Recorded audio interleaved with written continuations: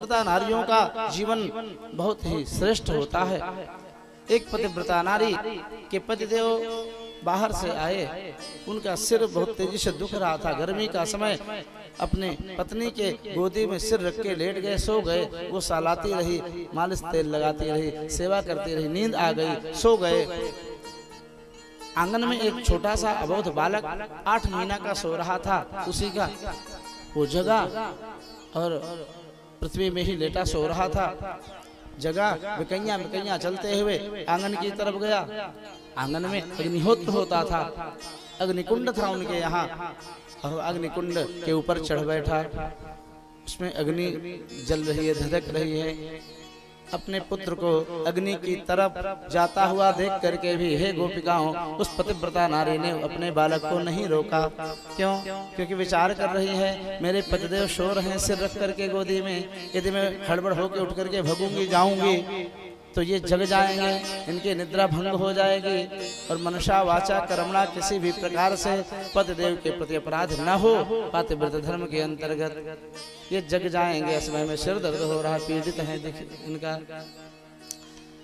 अपने पुत्र को इतना ही नहीं, वह बालक यज्ञ कुंड के ऊपर खड़ा हो गया, सहारा लेकर के उसमें झांकने लगा। बालक तो बालक, छोटे बोध बालक के सामने यदि सर्प जाएगा तो भी उसके लिए खिलौना है। दिया जल रहा है, दीपक जल रहा है, तो भी उसको पकड़ता है। कितना सुंदर चमक रहा है, देखिए ये क्या है। वह बालक अग्नि की लपटों को पकड़ने के लिए जो ही हाथ आगे बढ़ाता है, तुरंत आगे भार हुआ और गिर गया यज्ञ कुंड में। अपने नवजात शिशु को यज्ञ कुंड में गिरता हुआ देख करके भी उस पतिव्रता नारी ने अपने पति की सेवा को नहीं छोड़ा। और जानते हो गोपिकाओं, आगे क्या हुआ? जब पतिदेव की निद्रा पूर्ण हुई, उठ करके बैठे, तब उठ करके मुस्कुराती हुई गई और यज्ञ कुंड से अपने पुत्र को उठा करके गोदी में ले लेती है। अग्नि देवता ने उस पातिव्रत धर्म से में स्थित नारी के पुत्र के एक भी रोंगटे को नहीं जलाया। क्यों? कि पातिव्रत धर्म जिन स्त्रियों में होता है ना, उनसे अग्नि देवता भी डरते हैं। अग्नि देवता पूरे ब्रह्मांड को जला के राख कर सकते हैं, लेकिन पतिव्रता नारी यदि कुपित हो जाए तो अग्नि देवता को भी भस्म कर सकती हैं।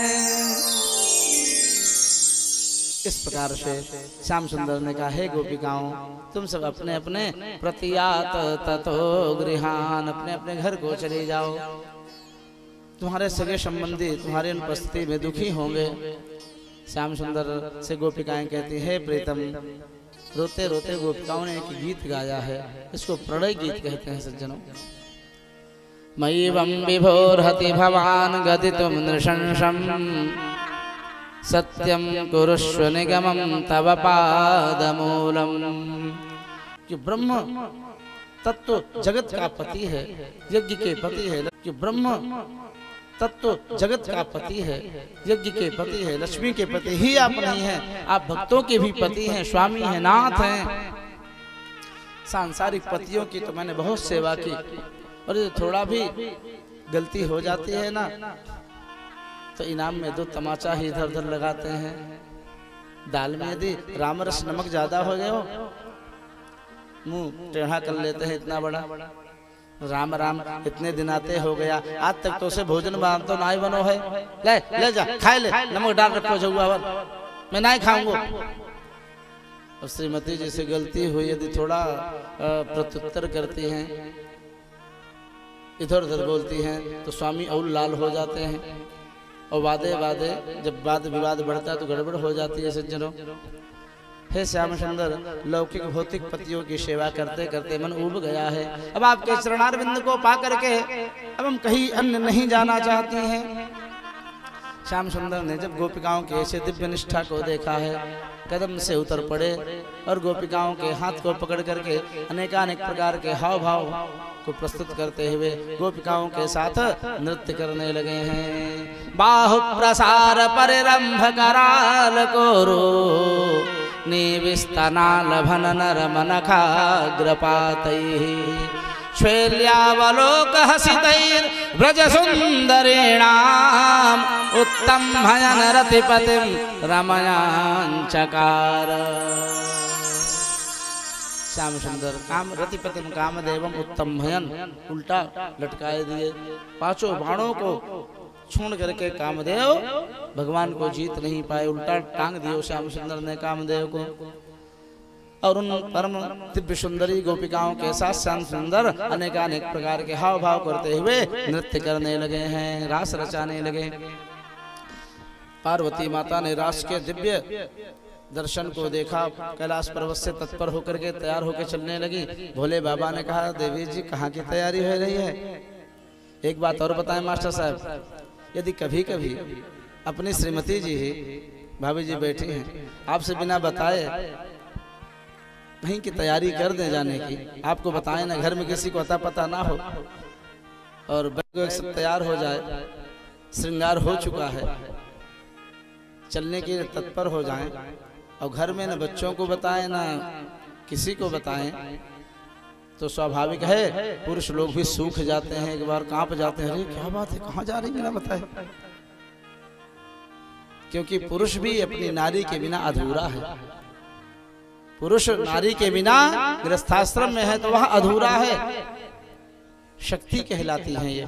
देवी भागवत में शक्ति तत्व का निरूपण वेद व्यास जी ने बड़े मुक्त कंठों में गाया कहा है। हाथ में शक्ति है, चरण में शक्ति है, नेत्र में शक्ति है। शक्ति तत्व जहां से जब निकल जाता है उसी समय वह तत्व शून्य हो जाता है। देह से शक्ति निकल जाती है, मृतक हो जाती है सज्जन। हाथ है, हाथ की शक्ति चली गई, लूला हो जाएगा, एक गिलास पानी में उठा के आप नहीं पी सकते हैं। तो बड़ी दिव्य शक्ति तत्व का प्रतिपादन किया व्यास जी ने। तो प्रत्येक गार्हस्थ जीवन को बिताते हुए व्यक्ति की उसकी पत्नी शक्ति है सज्जनों, और पुरुष शक्तिमान कहलाता है। तो भोलेनाथ भी विचार करवे लगे हैं, देवी जी कहाँ की तैयारी हो रही, कहाँ जा रही हो? पार्वती मैया कहती हैं, रहो टोका टाकी मत करो, हम जा रहे हैं आपके प्रीतम भगवान श्याम सुंदर दिव्य महारास रचाए रहे हैं वृंदावन में, हम उस महारास का दिव्य आनंद प्राप्त करने जा रहे हैं।